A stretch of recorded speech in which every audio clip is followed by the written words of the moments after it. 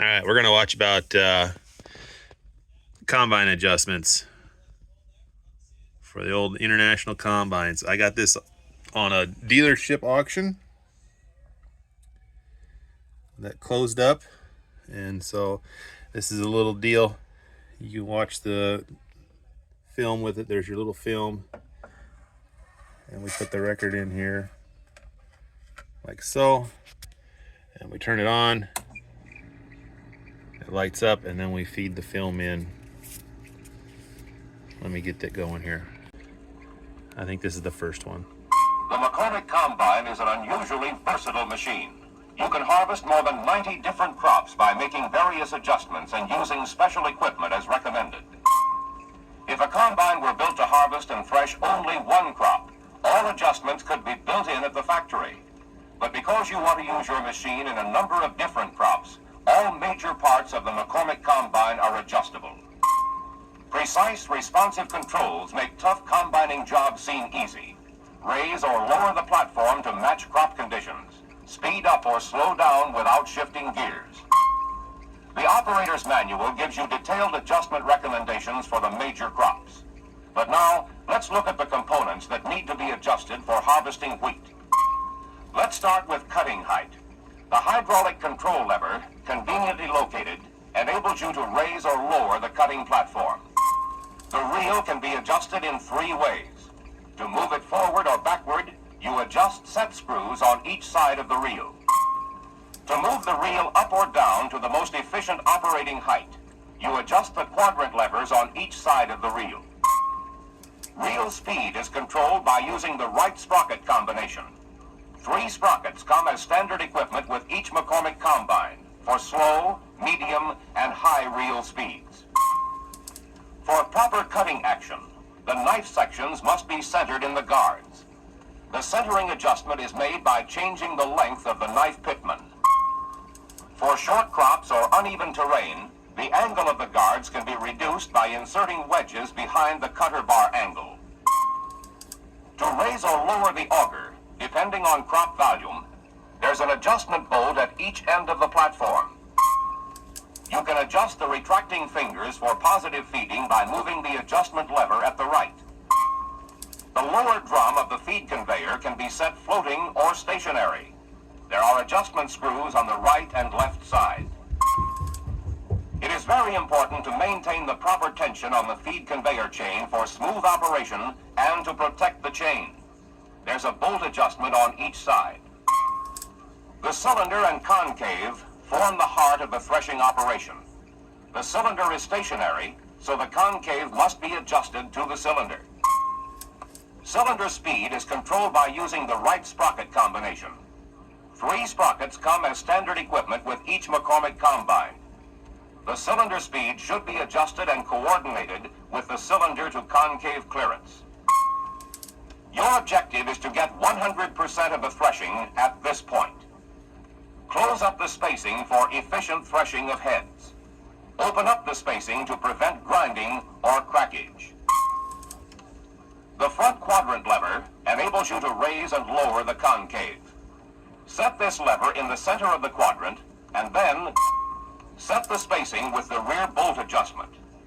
Now you can easily open or close the clearance from the center position of the quadrant lever. The concave is a welded bar type that has provision for adding or removing wires to adjust the concave grate openings for threshing various sizes of crops. 90% separation is desirable at this point. More wires provide narrow spacings for small seed crops. Take out wires when too much material accumulates on the racks or when seeds are cracked. Here's an exclusive McCormick feature.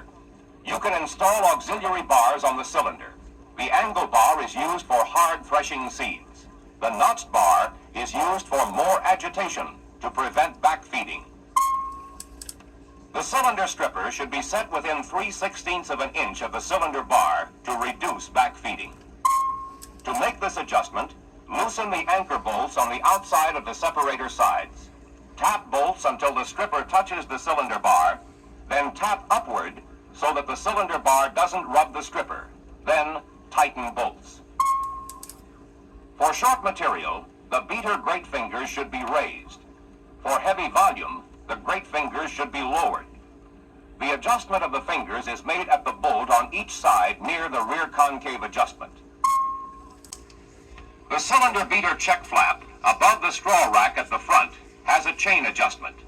Let down for light material, lift up for heavy material. You adjust the cleaning fan air intake by a hand lever for the proper volume of air. You adjust the variable pulley to set the fan speed. The fan speed controls the air velocity. Your objective is to keep the chaff and foreign material up in the air off the sieve. Set the two adjustable wind boards in the fan chute to deflect the air properly. There is a quadrant adjustment for both machines. Direct the air to the heavily loaded part of the sieve. You adjust the chaffer sieve openings by moving the adjustment rod for proper seed size and enough airflow to elevate the chaff. Adjust the chaffer extension according to the amount of material handled by the chaffer to assure the smooth discharge of the chaff. Adjust both the openings and the angle of the extension. A quadrant lever controls adjustment of the shoe sieve openings. In addition, there are 5 positions at the front and 5 at the rear of the sieve to raise or lower each end to control movement of grain and to divide the air blast. The main point in cleaning is that the sieve opening should be large enough to allow the seeds to drop through, and air speed should be enough to secure a clean sample. Unthreshed heads move into the tailing return for rethreshing. Slotted and round hole sieves are available for different types of seed crops. They are pictured in your operator's manual.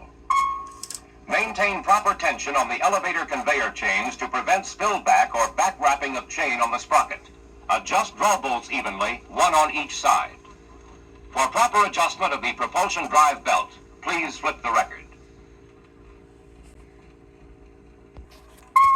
The propulsion drive has variable speed sheaves. By operating a lever or foot pedal, you can change the diameters of the driver and driven sheaves and thus change ground speed without shifting gears. It's very important to maintain proper propulsion drive belt adjustment. Too tight a belt can damage the bearings. If the belt becomes loose from wear and stretching, you will lose traction and cause excessive belt wear. To adjust the propulsion belt, run the propulsion drive slowly and move control lever to center the belt on both the driver and driven sheaves. Stop the engine. Loosen spring bolt to let idler pulley drop away from the belt. This idler is not a belt tightener. Its purpose is to steady the belt during speed changes. Tighten the belt by adjusting the nuts outward on connecting bolt while rotating the sheaves by hand. Retighten the spring bolt until a spacing of approximately 5/1000ths of an inch appears between spring coils at center. Adjust length of control rod so that the belt runs in same position on each sheave when the control lever is in either the high speed or low speed position on the quadrant. Adjust the stops to maintain the full speed range. To check the efficiency of your combine adjustments, make the following inspections. First, if you find seeds on the ground behind the combine, the sieves may not be set correctly, or you may have too much airflow in the cleaning system. Second, if you find unthreshed heads in the straw on the ground behind the combine, the cylinder concave setting is too wide. Third, if you find white caps in the grain tank, the cylinder speed and concave openings need readjustment for more rubbing. Fourth, if you find unthreshed heads in the tailing return, the cylinder concave setting is too wide. Fifth, if you find heavily cracked grain in the tailings or in the grain tank, the cylinder concave setting is too tight or cylinder speed is too fast. If you adjust your combine properly and check your adjustments with these 5 inspections, you will be all set to harvest and thresh your crops efficiently. Now let's talk about maize or sorghum.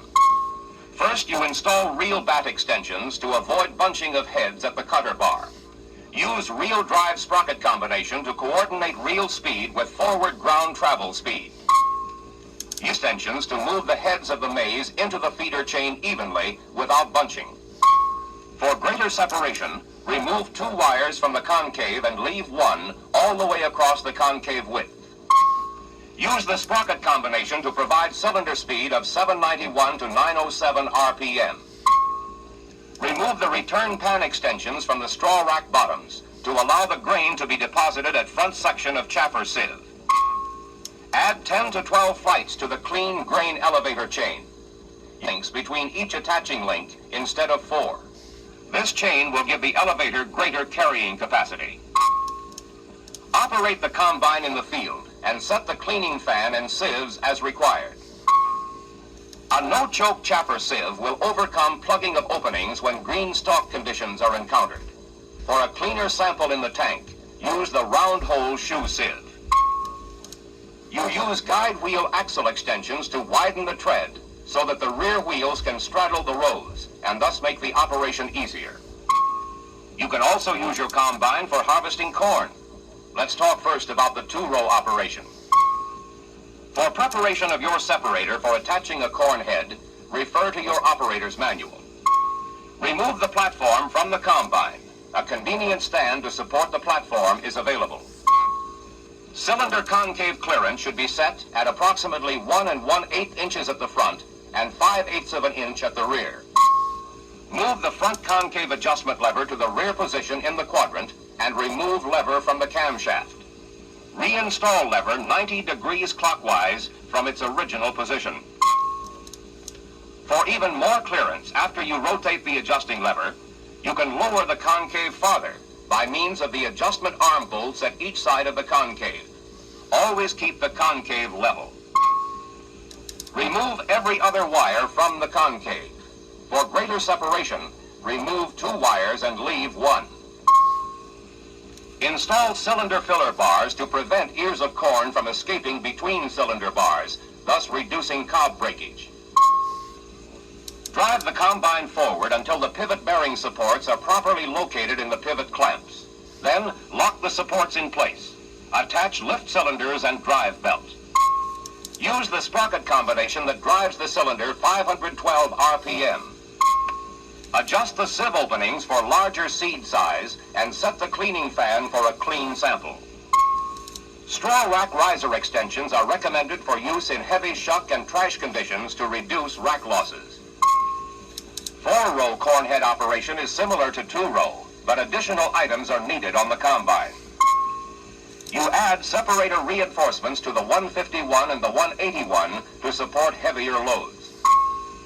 A shield is used to prevent wrapping of axle final drive shaft. The cleaning fan housing is protected from corn stalks by a sturdy bottom shield. Axle extensions are used to give the rear guide wheels a wider tread. The separator is trussed to the axle to withstand rough field operation. Weights are placed on the rear axle for greater stability. Separator top cover reinforcements guard against damage from the large volume of cobs being handled. You can use a grain tank extension to increase capacity to 100 bushels for 4-row operation. Heavy-duty V-belt elevator drive is used to handle the extra capacity. To support the extra load, 10-ply tires are needed on the main wheels when you have the grain tank extension. Now, you're all set to bring in the corn crop with speed and efficiency and with minimum loss.